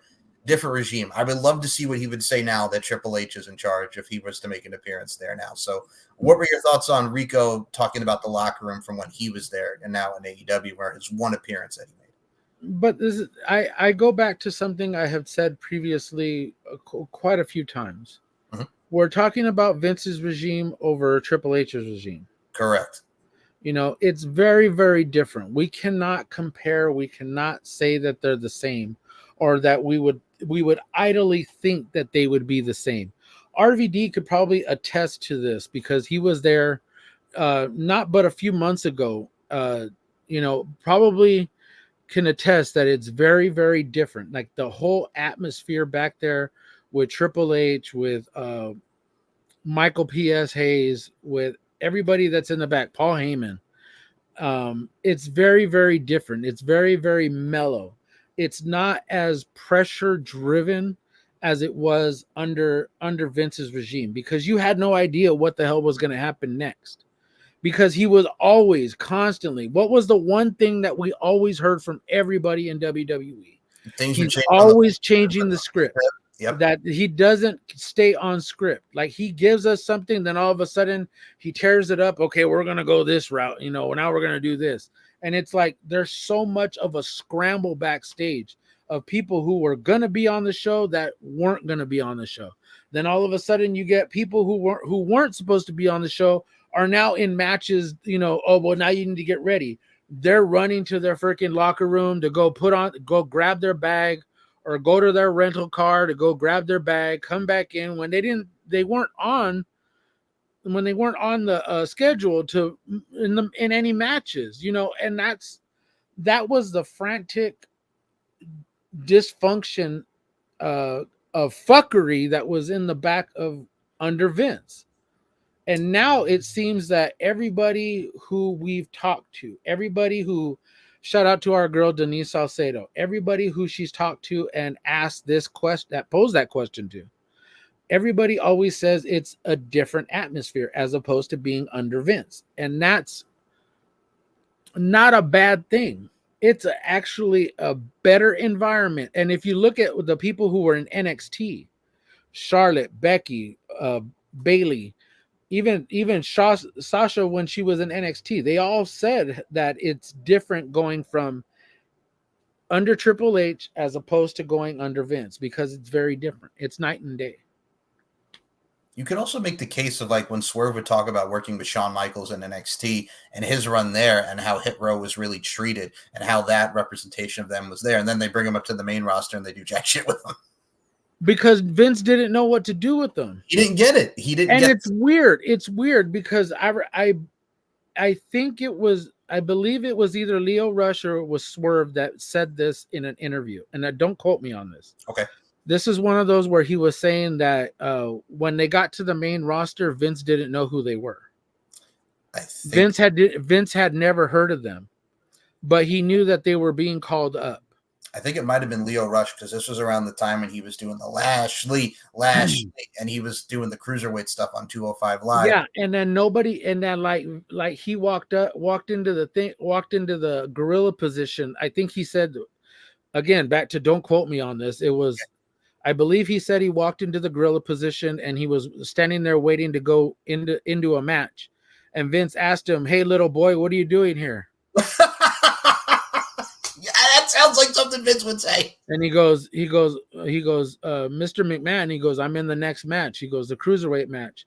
He goes, oh, what's your name again? And he asked him his name, and I guess Vince didn't know that he was in the next match, or and I guess it was something to the effect that he said, that he told whoever was back there that he didn't know who he was, and that he just thought he was a little kid that was just coming in, or came in into the gorilla position, and he was lost or something. which and now that's not something I'm quoting, that's just something that I heard and I read, but that's probably about as accurate as it is, because given that Lio Rush is about 5'0" and it weighs about a $105 wet. Look at his treatment as Raven during the second run when he was there, when he came back in the ECW in 2000 to 2003. Who the fuck hired Raven? You did. And Jim Ross, like, you did. And that's just the thing, though, is that even JR had said that, you know, I get it. You live in a world, in your own little world. Yes. You live in this bubble that is WWE. Right. And you don't see what is going on, but somehow you see what is going on. Obviously, he saw what was going on with WCW. Mm-hmm.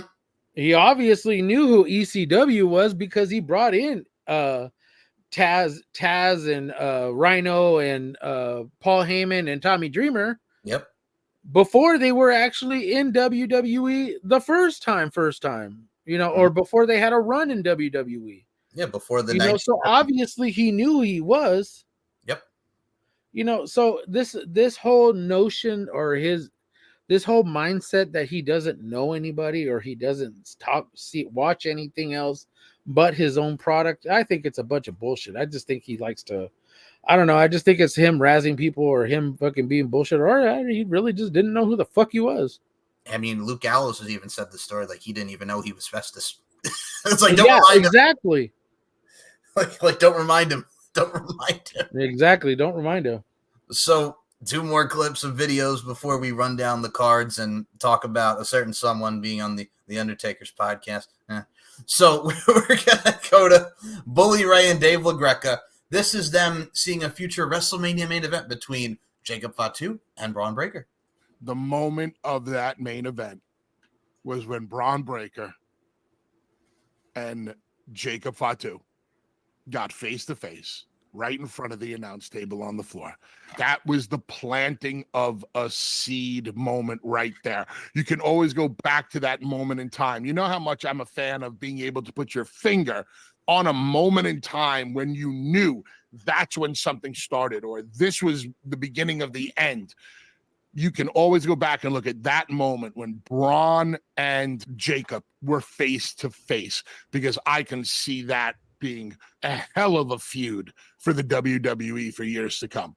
There's something about Jacob Fatu that screams to me main event and main event heel. I think that they are consciously keeping a leash on him, because at any given moment, Jacob Fatu can break out and be the star of the segment, the star of the show.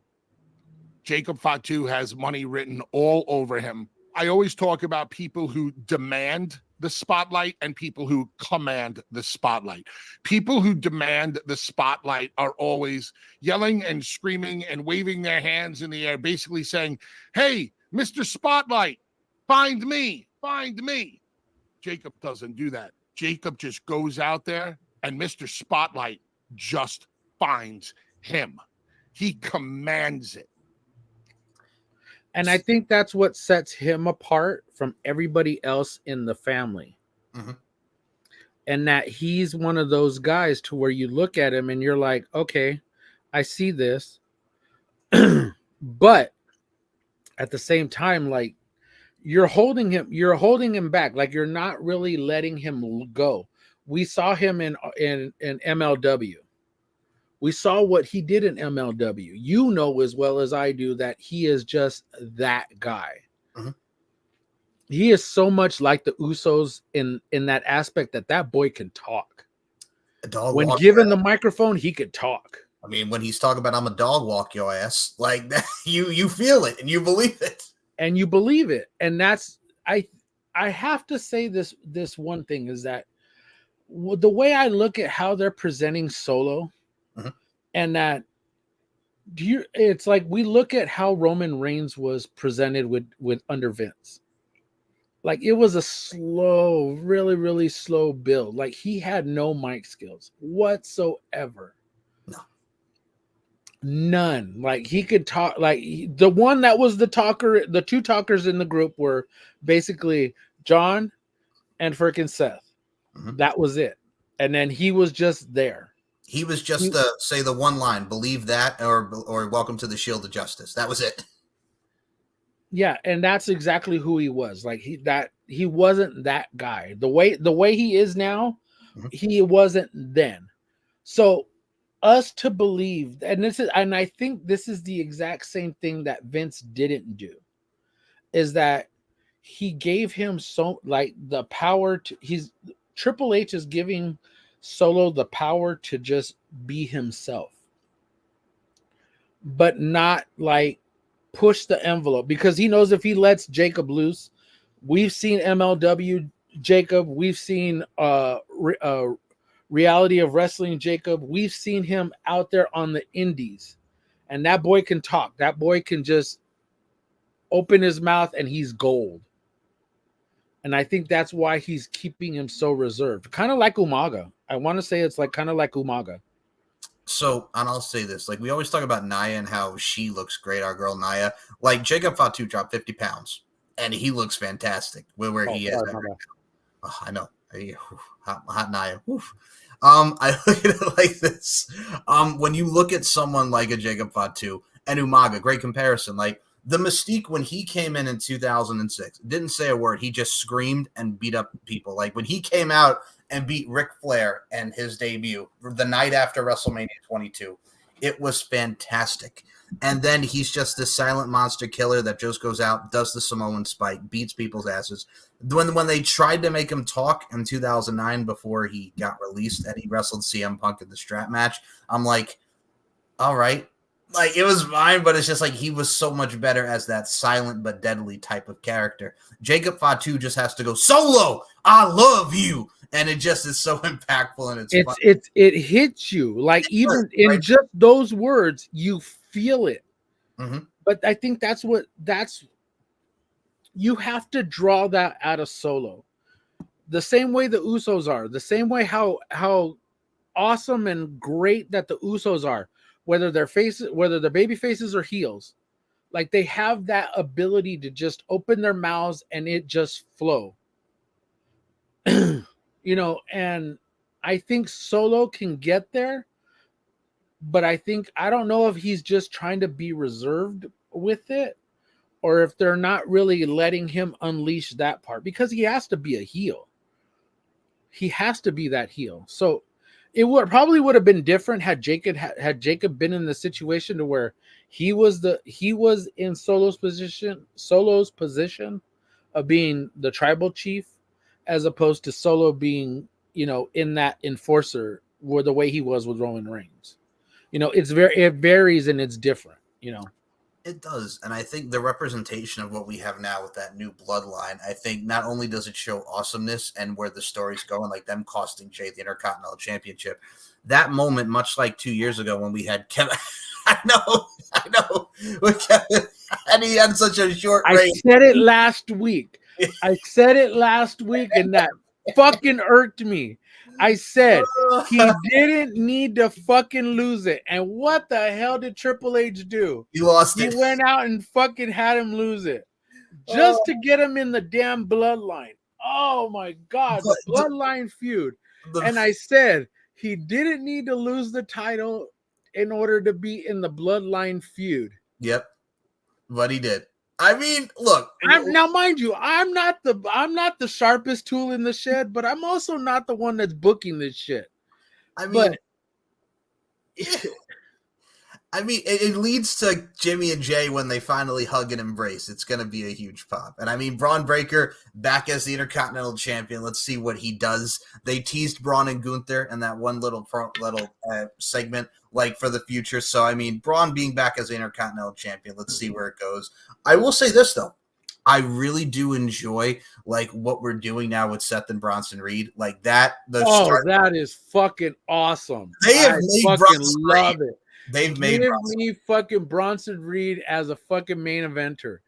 Because he's shining. Everybody that fucking Triple H has brought back, they're pretty much shining. Meechin, Chelsea Green, fucking Bronson Reed. You know, it's just him bringing back the people and giving them that platform. The thing that Vince would never thought of them being. I mean, they finally have something with Karrion Kross, like the Final Testament against the Wyatt Six with Miz and R-Truth. I'm here for that. That was my next one. Yep. I'm here for that. Like I'm here for it too, because it continues on, you know, and now we have the baby faces as the fucking Wyatt family, or the Wyatt Six, and R-Truth, which is R-Truth, and that's gonna be fucking hilarious. You know as well as I do, R-Truth is gonna come out and say some dumb shit. And I mean, Miz, even his comedic timing of like, guys, you know, the Wyatt Six is coming for us. And he's like, whoa, wait a minute here. You're far deep with us. You're not getting out of this. Like, he just took out Paul Ellering. 71-year-old Paul Ellering took a mandible claw and sacrificed himself for the Miz. You got a 71-year-old legendary manager, Paul Ellering, LOD Paul Ellering, taking a mandible claw in 2020. Road Warriors, Paul Ellering. Warriors. Like 2024, Paul Ellering's taking a fucking mandible claw. Man, that was beautiful, man. But that was class act, man. That fucking Paul Ellering, man. Another great Paul. Another great Paul. Yes, much like yourself, Mr. Morales. And well, Paul, as we are coming towards the end of the show, let us mention this. First of all, folks, as we're recording, NXT was on tonight, and we have the card now for Halloween Havoc. Trick Williams and Ethan Page, spin the wheel, make the deal. Devil's Playground match for the NXT Championship. Tony D and Oba Femi, spin the wheel, make the deal. Tables, ladders, and scares match for the NXT North American Championship. Pause on that. Let's go with this. Oba Femi, like you mentioned, him and the Nikita Lyons interaction tonight. Oh my God. Oh my God. That was fucking great. I'm sorry, but that was fucking great. Give me a lot more of Nikita Lyons, and I'm perfectly fine with it. Beautiful. You know what I'm saying?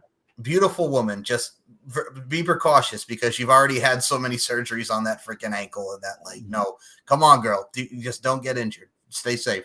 Exactly. Stay safe, girl, because we need you out there. We got Ridge you. Yes. We got Ridge Holland and Andre Chase in an ambulance match. Kailani Jordan against either Fallon Henley, JC Jane, or Jasmine Nix for the NXT Women's North American Championship. And Roxanne Perez and Cora Jade against Julia and Stephanie Vacker. Dude, that main event with Stephanie Vacker and Julia against the Fatal Influence, what a hell of a first tag team match for the two of them. That was really good. Oh my God. And I think they've done it before, so this isn't nothing new to them. Right. So the fact that this isn't their first time, but I mean the first time in WWE and NXT, but dude, they went out there and did the damn thing. And then of course we got a little surprise at the end of the show. Oh boy. All right. Go ahead. Talk about it. I'll let you start because it's your boy. Go ahead. Oh my God. My boy. It's your boy. That's my girl. And your girl. Okay. I'm sorry. My bad. No. So we got the debut. We also got the debut of one Delta, who now goes by the name of Zarya. I like that. And it's funny because Zarya was actually a character in the Legend of Zelda. So we know that much, and obviously it's just something that kind of happens. And you know what? The vignettes that they've had for her is fucking being a badass like warrior. I would say she was a badass warrior princess if you really want to look at her. But man, that debut, as soon as she walked through and the lights opened up and you see her face, and it's like, God damn, she is just awesome. I can't wait for her to fucking get out there and do her damn thing too. Now, I will say this about Delta, but besides the fact that she is now Zarya, and just like you mentioned, the face, the reason why I said your boy is because they were also teasing on the spoiler alerts that The Undertaker may be making an appearance next week. Oh, yeah, that's the other one. That's why I was giving you your boy, like literally. Okay. Yeah, okay, I slipped on that one. Okay, so yeah, my boy is apparently supposed to fucking come on the show and do something on the show. I have no idea what the hell he's gonna do. He's gonna do something. But he's gonna do something. So apparently that was the teaser. of him being there. Plus, during Raw last night, we got confirmation that NXT will be at the 2300 Arena in Philadelphia on November the 8th. No, 6th, November 6th. So they'll be over there apparently now Dave LaGreca and Bully Ray are going to be there too. So shout out to Busted Open because they're going to be there also. Somebody said, let's get Javon Evans against RVD on that. I would be for that. God, get anything. Give me anything with that has to do with the ECW. Give me Bully Ray out there to go do some damn thing and go do whatever the hell he's going to do. Obviously, we can't get Devon because he's too broken. Now, can I just say, can Tony Khan, because I know they're competing on the same night. Yes, they're competing on the same night. Don't go to because they're doing it. Election night is in the States is on the 5th, so everybody's moving from Tuesday to Wednesday. And that's what we're getting. That's probably the reason why my boy is supposed to fucking show up. Tony, don't go on social media. Just don't go on social media. Just focus on you. Focus on you. Do you, boo boo? And speaking of do you, boo boo, we mentioned and ran down the card for Halloween Havoc, but Saturday we have TNA's Bound for Glory, and the card is as follows. On the kickoff, on the pre-show, we have the Call Your Shot Gauntlet match, the traditional gauntlet match. PCO against Matt Cardona in a Monsters Ball match for the TNA Digital Media Championship and International Heavyweight Wrestling Championship. Mike Santana versus Moose. The System against the Hardys and ABC in the three-way Full Metal Mayhem. For those who are new to TNA, the Full Metal Mayhem is their version of the tables, ladders, and chairs match for the TNA World Tag Team Championship. Jordan Grace against Masha Slamovich for the TNA Knockouts World Championship. One that I have a vested interest in because of who's in this as well. Spitfire, Jody Threat and Danny Luna against Rosemary and Wendy Chu, some NXT representation for the Knockouts World Tag Team Championship. Mike Bailey and Vikingo for the X Division Championship. Let's go, baby. Vikingo. Let's fucking go. That's going to be a fucking match. Josh Alexander. If it was anything like him and fucking Takeshita, it's going to be a fucking fire-ass match. And welcome to, Vikingo, it's funny, like the last time he was on TNA programming was 2019 when they did the AAA little interaction there where they were working together. Yeah. Josh Alexander and Steve Macklin, and the main event with Nick Nemeth and Joe Hendry for the TNA World Heavyweight Championship with Frankie Kazarian as the special guest referee. TNA, man, again, we talk about cooking. Don't sleep on TNA because this is going to be another one. Bound for Glory, one of their signature events since 2005. Paul, I'm here for it. Hey, and they're sold out. It's not like they're just filling in a bunch of people trying to bring them in from like the rafters or anything. No, what's good is that it's sold out. So we're gonna get some awesome shit for the show. So speaking of some awesome and kind of funny shit, let's put this out here because we're gonna get into the Undertaker. We are not gonna talk about the show as a whole, but we are gonna talk about other stuff that came out, including this. RJ City, UWS. So here we go. She makes any piece of shit work because she's so talented and so committed. And I honestly have not seen anyone so wrapped up in a whole thing that is unique to themselves since, I don't know, The Undertaker. And she's not doing, half-ass horrible podcasts now. You know what I mean? She's not wearing weird, problematic shirts and being like, wrestling is about telling stories. Thanks, Mark. I really appreciate it. What? I'm saying, what? That show's not weird? He shows weird. The guy's weird. He's a weird man. Back in my day, it was a lot better. When you were, I'm sorry, were you always dead? Did you start off dead? Would you like to explain that? She makes... Okay. Here's the difference. This is my issue with fucking AEW and anybody that fucking is associated with them. Yes. They can't take fucking constructive criticism. Yes. They have an issue with other people talking bad about them. Now, mind you, a lot of people don't talk bad about them. Bully Ray has offered to give his assistance, has said, I will come in and I will help you write stuff that makes sense for Even for Rene your Dupree has company. given them advice. Rene Dupree gave them advice. Rene Dupree, I know, but we could talk about even Mark Henry has done the exact same thing. We could talk about Dave LaGreca, who has also said the exact same thing. I can come in and we can help you, with this transition. No. And even the Undertaker, Mark Calloway, had also said the exact same thing. Don't take what I'm saying as being as an attack personally on you. It's just that the way I see it is that this X, Y, and Z needs to change in order for you to be successful. Now, this is a good thing for you to be successful, is that you need to do X, Y, and Z and try and help yourself out with making your company better. Why is that a bad thing? My thing with him is he was comparing like Tony Storm, which he's very committed to the character. That's what I love about Tony Storm, because not only is she entertaining, but this character has gotten her over. She's funny. She sticks to the character. She does it in promos for everywhere she goes. She is amazing. But the problem with RJ City is, again, wrestling is about stories. And Undertaker said it. It's like the story takes over precedence of what the actual match in ring is supposed to be, because the story is the build up to where you go. And I'll use it in an Undertaker match. If we just got him and Shawn Michaels at WrestleMania 25 without some time is there, it's hard, sometimes to tell trying to get to heaven and those promos, and him and Shawn going into WrestleMania 25 coming down. If we just had that and not the build to it, because he was with JBL at the time, you got nothing. And I mean, that's why Undertaker is so smart and what he goes into it. And also, like, unlike RJ City, he drew money, because if I mention the Undertaker, you know who the fucking Undertaker is. If I mention RJ City, you'll go, who? Exactly. Period. Who?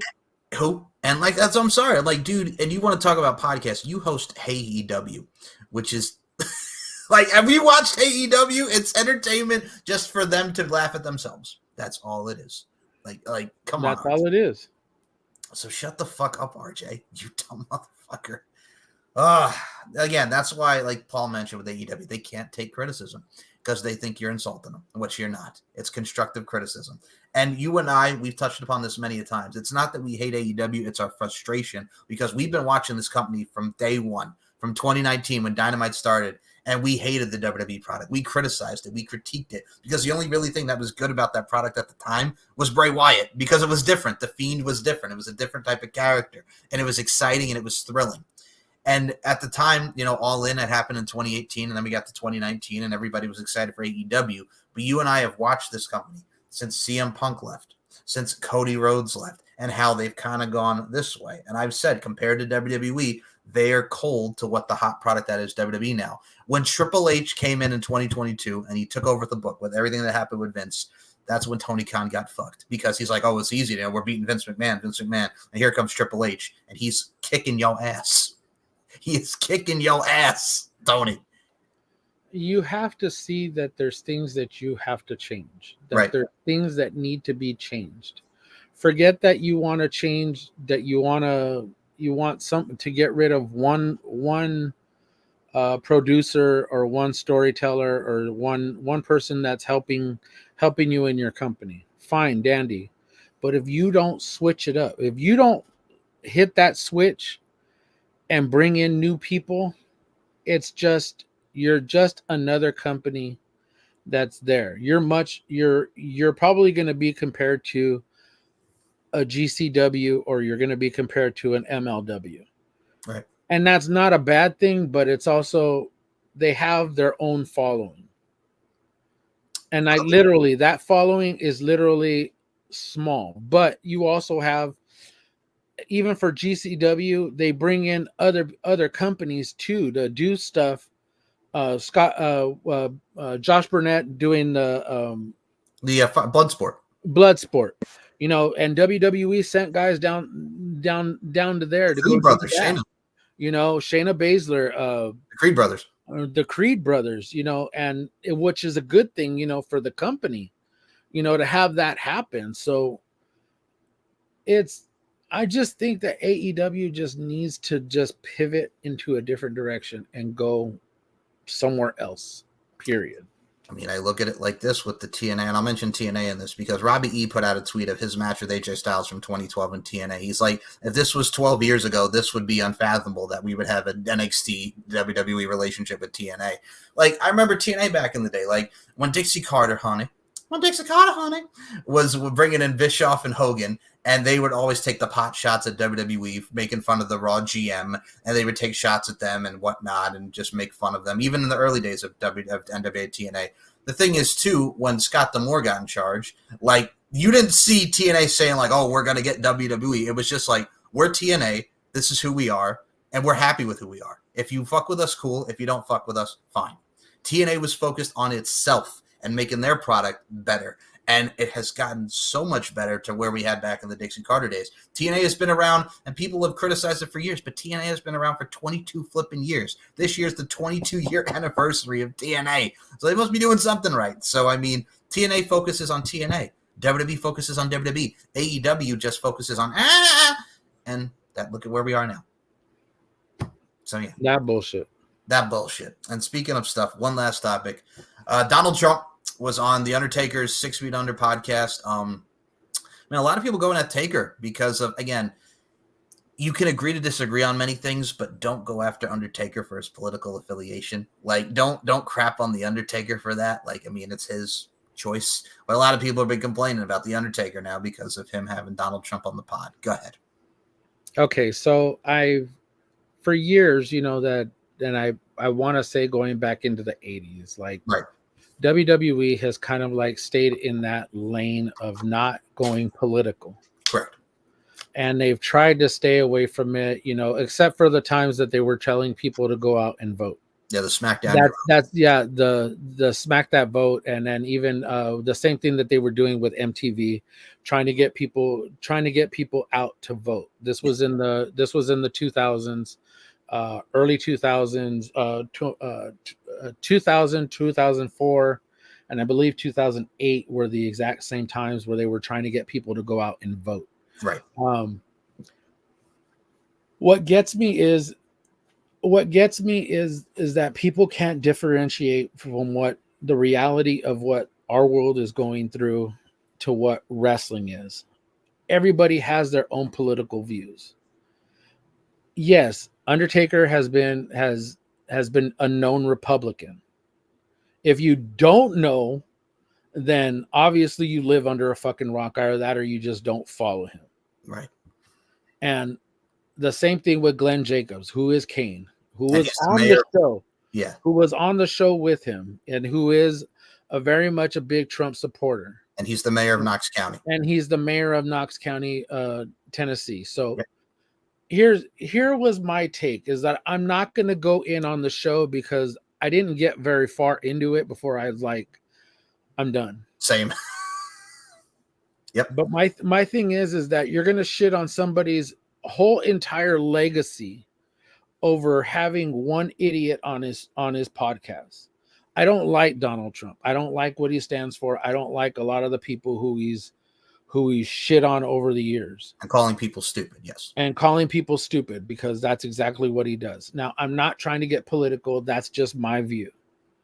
But the reality is you have to separate the two. You have to separate this man's legacy, which is a huge ass legacy. It's not like he was just here for a few years and then just decided to bounce and decided to go in the political realm. Oh, that character's been around for 34 years. Exactly. And the thing is that Mark did it just to put the man on a platform, on his platform, to get the people who he follows. And did a lot of people listen to it? No. Were people shitting on him for having him on there? Of course they were, because it's a lot of people just don't like Donald Trump and they don't like what he stands for. And I'm included, but I wanted to try and give it a listen. But again, I got 5 minutes in and I was like, yeah, no, click off.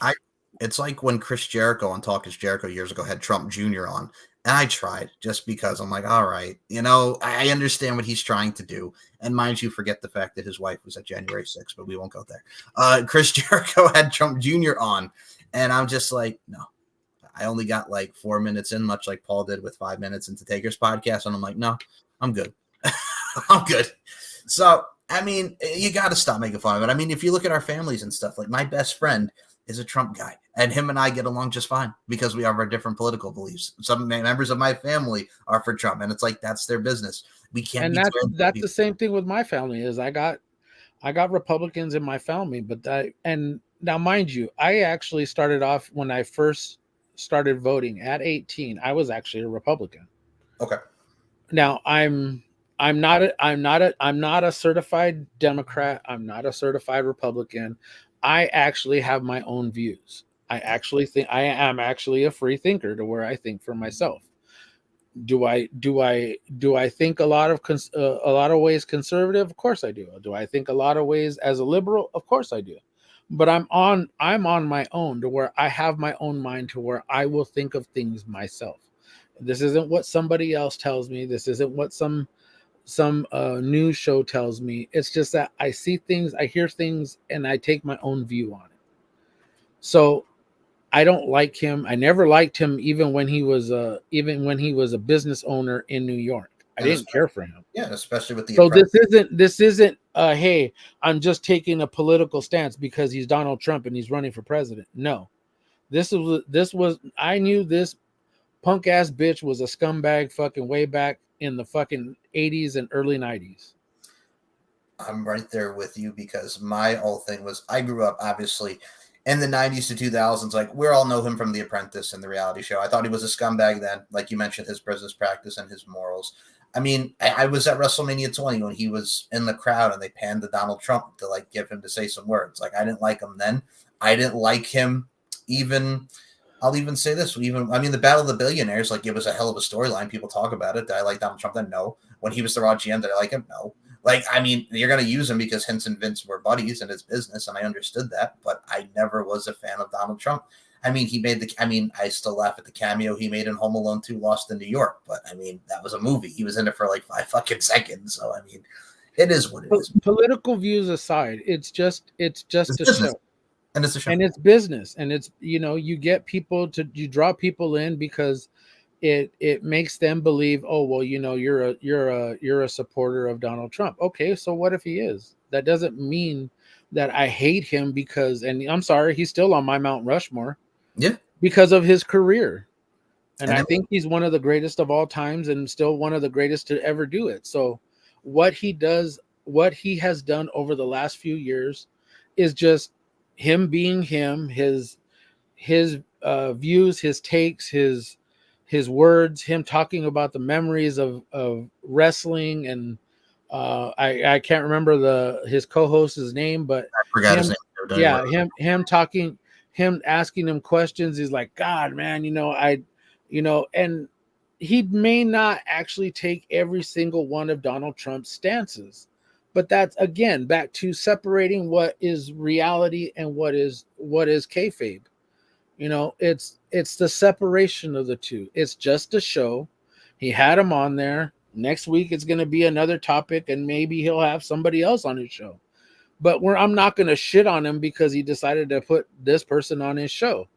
Right. I would like it if he actually had Kamala Harris on his show too, to kind of balance it out, so it's not just one political view where you're just getting this person's view and you're just taking it for what it's worth. Last thing I'll say is, like, people pitting Batista against The Undertaker because Batista's for Kamala and Tim Walz. Like, first of all, Batista's promo on Jimmy Kimmel was hilarious. I will say that. I thought that was great. But, like, do y'all realize, like, Batista and The Undertaker are still friends? Like, they can agree to disagree. Like, they're still friends. And also, Batista in a recent interview just put over The Undertaker for the advice that he's given him over the years. Like, they're still friends. So let's stop putting these people together against each other for their political beliefs, number one. And number two, you talk about that, like Kamala Harris, if she was to do that, like Kamala Harris, the whole campaign of Trump was, oh, she wouldn't go on Fox News. She wouldn't go on Fox News. She went on Fox News. She did the interview. You can say what you will about it, but she was on Fox News. Do you see Trump going to CNN or MSNBC or any of these? No. So I'm saying, like, balance. Get out there. You want people to see your view. Go out there and stop rambling about bullshit. What's not bullshit, ladies and gentlemen, is this show, which you can check out each and every week. The weekly review. Paul Morales, before we close this out, where can we find you on the social media? So floor is yours. You could find me, the Dead Man of RWT. Of course, you could find me on YouTube. You could find me on TikTok. And of course, you could find me on, I forgot where the hell else I'm at. Twitter, Instagram. Oh, Twitter and Instagram. Sorry, my bad. Twitter. Shit. I keep fucking shitting on that one too. I'm sorry. I'm on Twitter. I'm on TikTok. And yes, I'm on YouTube, where you could also find this show. Of course, I still have to continue to keep updating all of our shows. You could also find me on Threads, which I have been a little bit more recently as of reposting a lot of stuff. Not necessarily posting, but I am reposting a lot of stuff. I am just getting back into my groove. I am slowly but surely trying to get my mind straight. Michael already knows everything that I've gone through. I'm still just in the process of still trying to process everything. So be patient with me, please. That's all I ask for. Of course, you can find the link, of course, in my bio to every single one of the things that I've said. Of course, Dead Man of RWT. Of course, you can find me on the Facebook page of RWT, which will be in the link below, obviously. Yes, Mr. sir. Michael Larkin, floor is yours. SM Show 1, MCL92 on Twitter, StephenMikeShow.com, LFCFights.com, Larkin_92, M Larkin MB on Instagram, YouTube channel, Mike Larkin92. Folks, as always, thank you so much for over 1,000 subscribers now. Let's keep on pushing and keep on kicking and thriving. And you can check out this show, the weekly review, Uncaged with Daniel Crimmins and I, which Paul was just a guest on, and Dan will be on the weekly review with us very soon. Shout out to our boy DC. Nicola Robert, Deep into the Heart of Wrestling. We have a special show coming featuring them. We're going to have a lot of planned ideas and creativity going on. Stephen Mike Show, Pop Culture History Podcast, LFC Podcast, everything on the Mike Larkin YouTube channel. You can check out and subscribe. There's playlists, there's everything, and then some. So for Paul Morales, my name is Mike Larkin. Thank you for listening to the weekly review, and we will see you next time. Peace out. Peace out.